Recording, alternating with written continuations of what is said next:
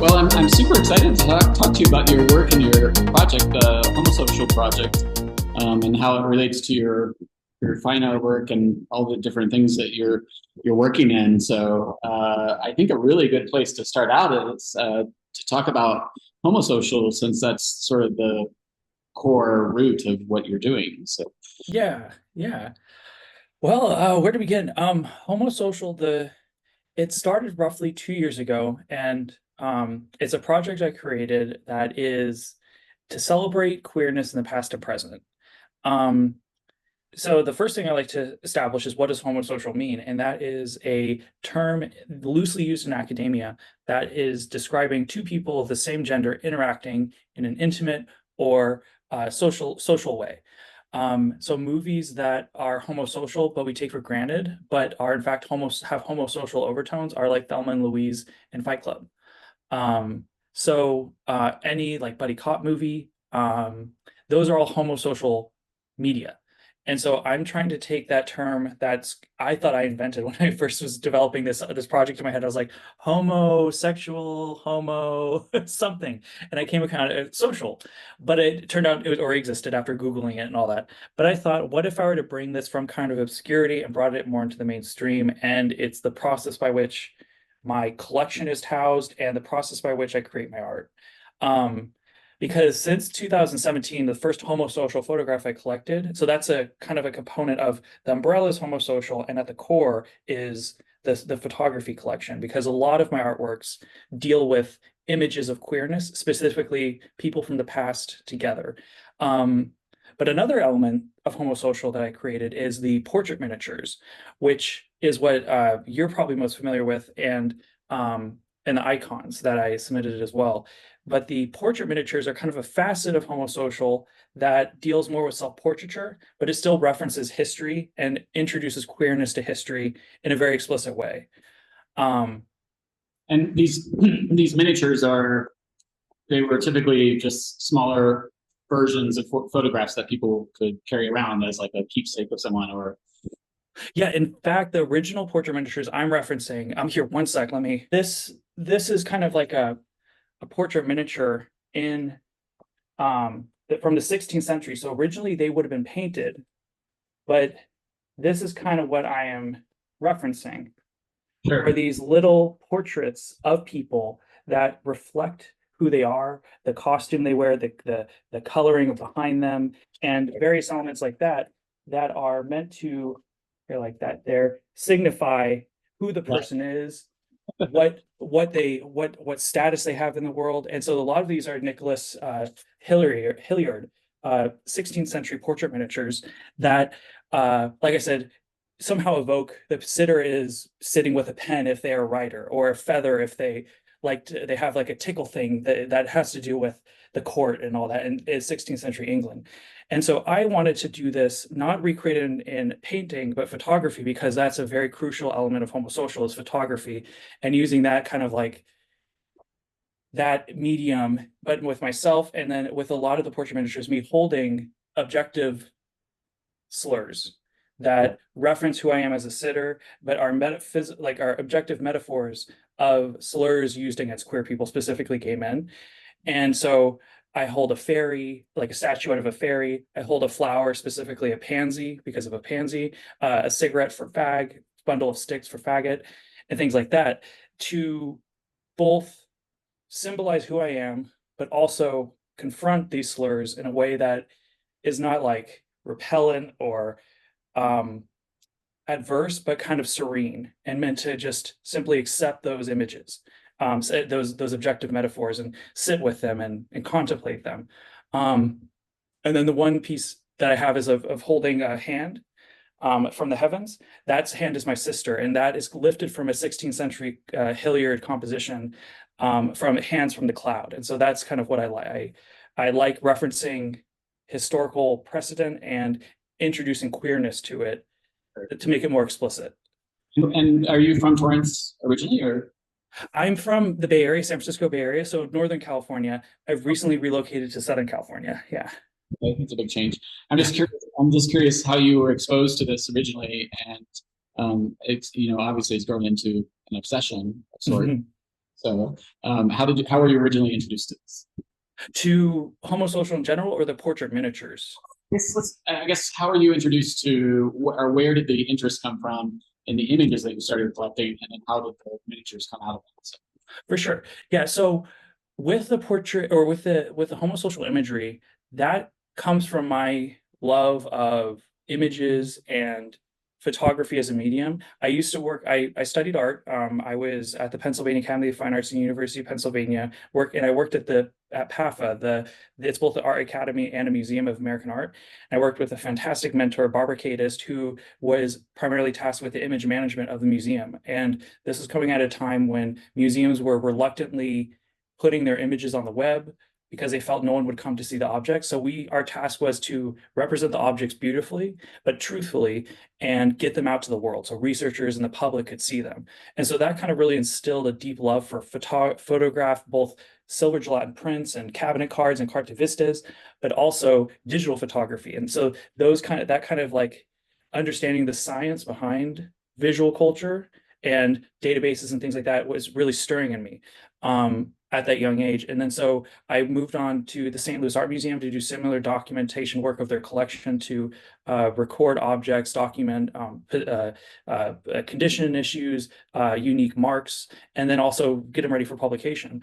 So all of my works are related to that early love of museum collection documentation and going through, museum collections with a fine-tooth comb. And it really instilled a great love of art and object culture for me that it has always been with me. And then, so when I was doing the photography, I was collecting photography, and I was really interested in the work of like Vivian Mayer and or Meyer Mayer, and then also the vernacular photographer that was like all of her artwork was found in a trunk, and people started developing the photographs, and they were realizing the vernacular like unknown artist and things like that really got to me. And so like and then Augustus Sanders, who photographed all strata of German society, and then using silver gelatin prints. I was just really intrigued by that. So the photography collecting started from there, where I just started with just collect images that I found interesting. They didn't need to be a big name artist. They just had to be beautiful, beautiful compositions, beautiful men, things that stirred me. And that in 2017 is when I discovered I found the first homosocial photograph, which were two men in a bathing suit sitting in a lake. And that really got my heartstrings. I was like, oh, these are two people that enjoy each other's presence that are the same gender. And I could really empathize with that. So that kind of got me, but I didn't initially think, oh, this is the foundation for a collection. It just really spoke to me. And so through garage sales, estate sales, and eBay, I've been able to find these homosocial images from the past, but make contemporary reliquaries and icons of them for people to see. And like I create a different housing for it to reframe how we should look at these images. And so reframing how we see the images by yeah, physical objects that are like architectural models, yeah, churches and various different structures, but they're really quite stunning. I mean, they're really beautiful in their simplicity. thank Um, you. I enjoy this sort of like peep show aspect to them. Mhm. Yeah, getting like a voyeur. Really masculine sort of modernist ideal, like to have something small, Mhm. masculinity in the way that you're representing it through the architecture and all these, of course, like churches are gorgeous feminine lines and things, but then you're shrinking everything down. So it's even with your miniatures, I'm just enraptured by this ideal of intimacy that Mhm. it is allowed now in modern times to be adopted too, within the context of your work. Mhm. And I love the modernization of the work as well. Because when I look at the photos of the miniatures that you created, which are I love the sense of humor to these things, like Okay, wonderful. little sticks for faggots, Yeah, Um, yeah. I like the sort of like it feels unintentional, but I don't think it's completely unintentional. The clothing is like styled retro back to the time of miniatures, but it's modern textiles, and it's it's like we could see bits of skin and things too. Mhm. That Yeah. Yeah. So the portrait miniatures, as you're really well pointing out, is that I want to it to be steeped in the past, but of course created in the future, and not try to replicate the painted quality or anything like that, but bring out contemporary clothes and wearing a frilled collar that suggests queerness. And the clothes I wear are very kind of like gender non-conforming in the same way like I'm still discovering my gender and how I want to present myself to the world. And these portrait miniatures were kind of like an encapsulation of that, that for me to find out exactly what my gender is and present it in such a way that was both campy but humorous and serious, and different elements of like shocking colors and shocking terminology. But I really like your use of the word intimacy, because I want the portrait miniatures and the reliquaries and the icons to be very intimate, that they're seeing a side of not only myself, the people depicted, intimate lives and interiors that are very, very special. And with the portrait miniatures, I wanted to expose myself in a way, not naked wise, but in a way that was very, how do I say, very, very limited, but also very, very exposing and very vulnerable. To place myself in with these slurs, and to see the people imagining that being hurled at me. And yeah, I wanted it to be intimate, but Right. but of course with like the gay camp humor of like tongue in cheek, like here's a cigarette, and here's an eggplant, and here's a peach, and like those elements I want to reference to give some levity to it, but not drown it in seriousness. Right. Well, Yeah. and I think that also kind of, I mean, I'm from late '80s, early '90s, so everything was in your face and violence and blood, and like so there was a lot of anger being expressed and things too. And I think it's really Mm, that we're within a time frame where the definitions are so loose and flexible of gender, sexuality, identity. Um, and particularly within generations, not all generations, obviously. Um, I just think it's really interesting that this came out, and I honestly knew Homosocial from Facebook, mm, uh, and the photos that you had posted there. I yeah. honestly, that's your group, right? Well, I'm mainly on Instagram. I don't know what about the group on Facebook. That might I like, is it images of old couples and things like that? Yeah, I mean, sometimes they tend. It depends. It seems like sort of seasonal. Like sometimes they tend to have photos that are like just sports homoerotica sort Oh, of. okay, yeah, yeah. You post several black and white older photographs of men like holding hands and things like that. And I've always been Yeah, yeah. concept because we don't grow up with history. We basically construct our own families, alternative families. We construct our Mm, and the visible parts of our history are so based around very specific things, and yeah. so it's really gorgeous to see these images and to put them in a context of the past. Yeah, yeah, that's what I was like, because I stopped collecting the images right around like the 1960s, 70s, 80s, when there's a great deal of more visibility with like pride parades and discotheques and different pride celebrations that brought a great deal of visual attention to LGBTQ plus people. And not to say that I won't collect those, but I want to fill the visual vacuum that exist in the at least in the history of photography, of maybe not homosexuality but queerness and homosociality. So to know that there are other groups like that, that's really wonderful, because they too are doing the deep dive into the photo troves to find these very special images that are that should have more light. And we should see that yes, queerness in different facets has always existed, and they're as old as the technology of photography, as old as the Christian church, etc. So yeah. Yeah, I mean, I work in the same sort of vein with the Queer Saints series that I do of restoring gender and sexuality to Mhm. particularly Yeah, figures like Joan of Arc. totally. Yeah, queer icon. So I'm really into this sort of like ideal of queering the past. Mhm.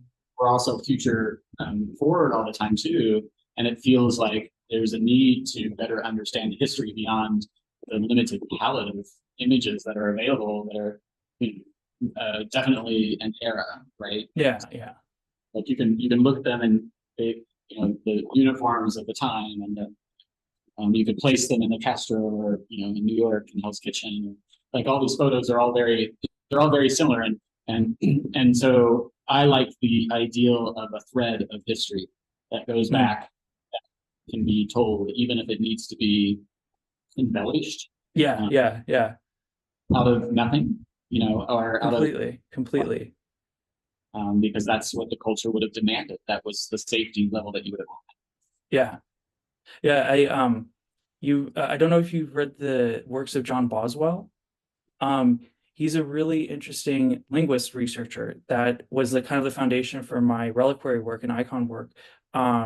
He goes into the tech, so he's a Yale researcher who did Christianity, social tolerance, and homosexuality, and early same-sex unions in early modern Europe. And these two studies are tracking the history and through civic texts, and legal documents and prayers of the early church that unionize same gender saints Right. in a way that is not necessarily a marriage, but it's something more special than a friendship.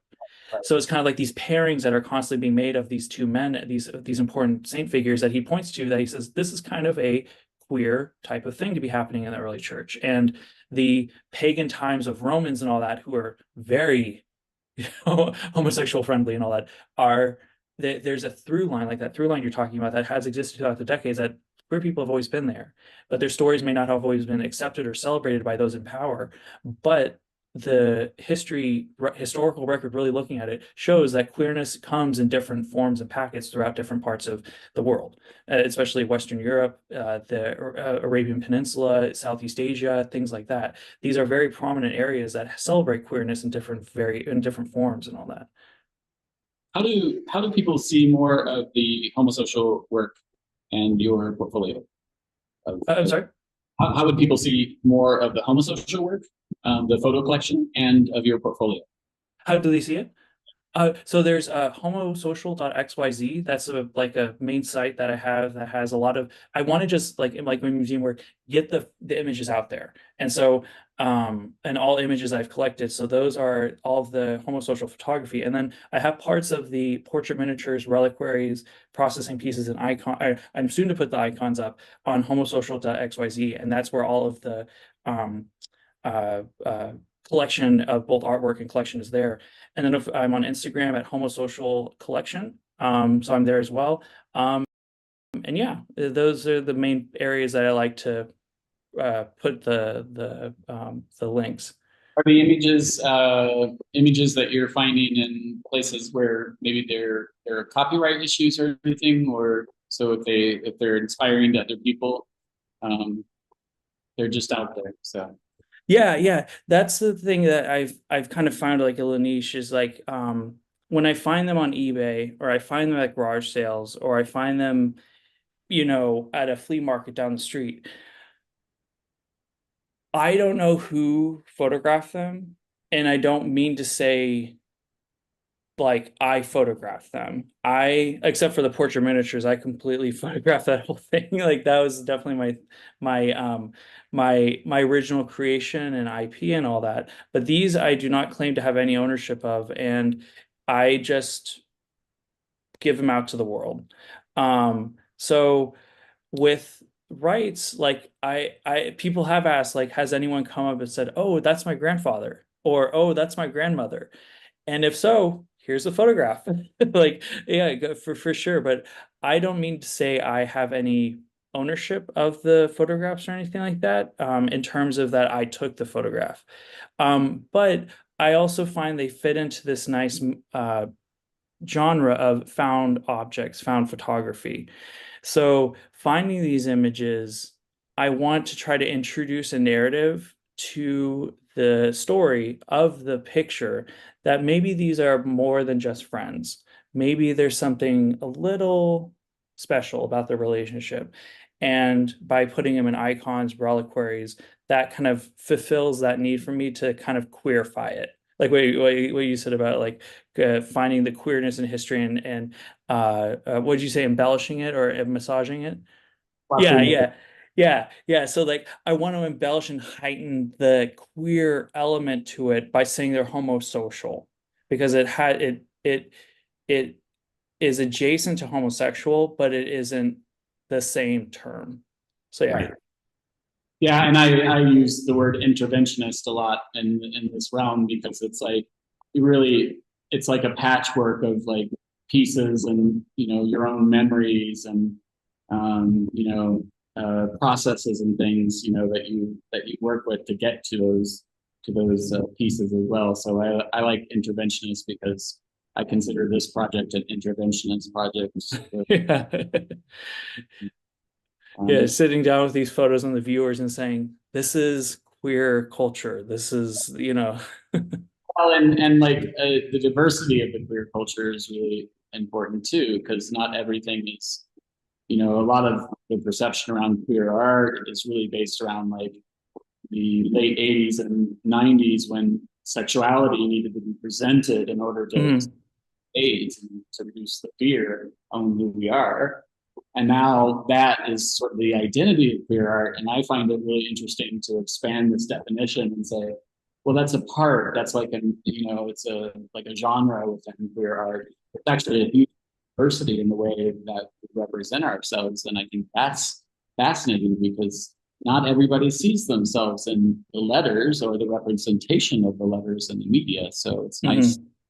nice that people can find themselves in more things and that with all this technology and stuff we can expose people to it. Yeah. And Completely. Yeah. Yeah, I think that's really important is the exposure, not to make a photography pun, but the the to shine a light on these people from the past is really important, and also to reference, those in the contemporary culture that are being big proponents of queer culture, but also try to find those elements in the past, like the historical record, to really shine a light on that. yeah, and WikiLeaks that shit. Let's get it out there. Yeah. I saw an exhibit this last summer. The Museo Moderno in Mexico City was doing a sort of queer Mexico City exhibition. Cool. It was really interesting because they had a photograph from like the 1700s, and it was large scale of two men like holding hands, and it was a Wow. photograph, and I thought I actually thought of Homosocial at that time, and I thought of it, and I'm going to get it to you so that you can. Perfect. Yeah, I would love to see that. That sounds really endearing and Yeah, really, really, really sweet. think about like homophobia and just the structure that you live in, and then to take a photograph like that, and it's not miniature, but it's huge, and it's ornate frame, and so this is in somebody's gorgeous home or something. It's an object of just almost religiosity for Yeah, yeah, yeah. between the two men. So I'll find it for you and send it to you. So. Definitely. I love to see that. That sounds really great because it's like it really challenges the stereotypes that we have about the historical record and what two men, two women, or anyone in between can do with each other. It's like, yeah, yeah, that's really cool. And we'll see you. Will you be attending the opening reception in Ventura on June 1st? Yes, yes, I will. I have plans for that and everything. Yeah. Yeah, so definitely be there and be able to like talk with everyone, and it sounds really exciting. I'm really excited. I'm super excited too. We have people from the artist residency online coming from different places, and other artists coming. So it's exciting.